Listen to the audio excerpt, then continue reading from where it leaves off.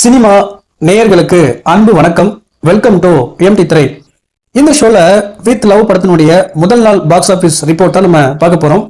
சௌந்தர்யா ரஜினிகாந்த் தயாரிப்புல அறிமுக இயக்குனர் மதன் இயக்கத்துல அபிஷன்ஜீவன் அனசுரராஜன் இவங்க ஜோடியா நடிச்சு வெளிவந்திருக்கிற படம் தான் வித் லவ். காதல் கதையை மையமா கொண்டு எடுக்கப்பட்டிருக்கிற இந்த படத்துல காவியா அனில், ஹரிஷ்குமார், சச்சின் நாச்சியப்பன், தேனி முருகன், ஆர்ஜே ஆனந்தி உள்ளிட்ட பலர் நடிச்சிருக்காங்க.